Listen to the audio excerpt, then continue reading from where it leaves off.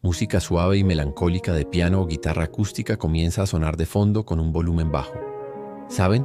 Hace poco, después de 50 largos años, decidí volver. Volver al lugar donde nací, a ese pueblo que guardaba los ecos de mi infancia. Mientras caminaba por sus calles, ahora tan distintas, me di cuenta de que casi nada era como lo recordaba. Los edificios eran más altos, las viejas tiendas habían desaparecido y los rostros que veía eran todos extraños para mí. Sentí una punzada de tristeza, como si el tiempo hubiera borrado no solo los lugares, sino también una parte de quien fui. Pero entonces, algo mágico sucedió. Una brisa tibia trajo consigo un aroma inconfundible, un olor que mi memoria había guardado bajo 7 llaves. El aroma del pan recién hecho.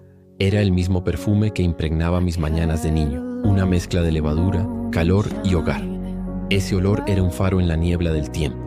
Sin pensarlo 2 veces, mis pies me llevaron, como si tuvieran vida propia, por un callejón que reconocí al instante. Y allí estaba, un poco más desgastada por los años, pero en pie, la panadería de Don Jacinto. El letrero de madera, aunque descolorido, seguía anunciando el buen pan.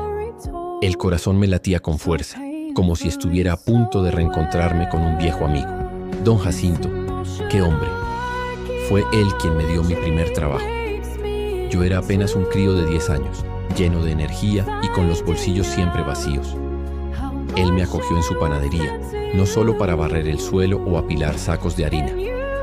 Me enseñó el valor del esfuerzo, la paciencia que requiere la masa para levar y el orgullo de crear algo con tus propias manos.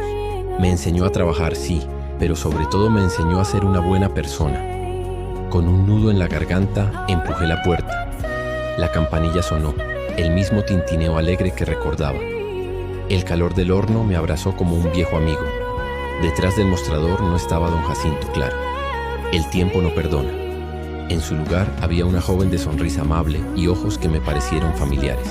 Ella me miró con curiosidad. Quizás notó la emoción en mi rostro, o tal vez mi mirada perdida entre los estantes llenos de panes dorados. ¿Puedo ayudarle en algo, señor?, preguntó con una voz dulce. Yo apenas pude articular palabra. Yo conocí a Don Jacinto, logré decir. Trabajé aquí hace mucho tiempo. La sonrisa de la joven se hizo más amplia, más cálida. Mi abuelo, dijo ella. Mi abuelo hablaba mucho de usted. Me quedé helado. ¿Cómo era posible? ¿De mí?, pregunté incrédulo. Sí, continuó ella. Contaba la historia de un niño travieso pero de buen corazón que aprendió el oficio con él. Decía que usted fue como el hijo que nunca tuvo. Guardaba sus cartas, ¿sabe? Las primeras que le envió cuando se fue a la ciudad. En ese momento sentí que el suelo se movía bajo mis pies. Una oleada de emociones me inundó. Gratitud, nostalgia, un profundo cariño por ese hombre que había sido tan importante en mi vida. Las lágrimas que había contenido durante 50 años empezaron a asomar. La joven, como si entendiera todo sin necesidad de más palabras, tomó una hogaza que acababa de salir del horno. El vapor aún se elevaba de su corteza crujiente. Cortó un trozo generoso y me lo ofreció. Tome, dijo. A mi abuelo le habría gustado que lo probara. Sostuve ese pedazo de pan caliente entre mis manos.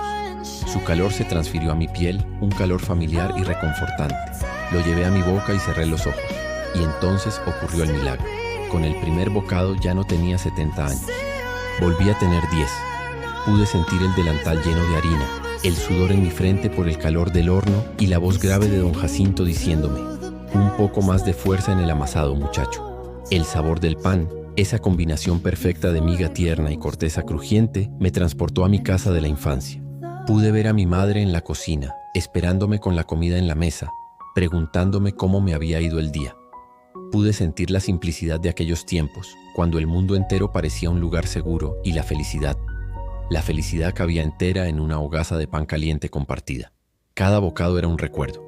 El sabor del trigo era el recuerdo de los campos dorados que rodeaban el pueblo.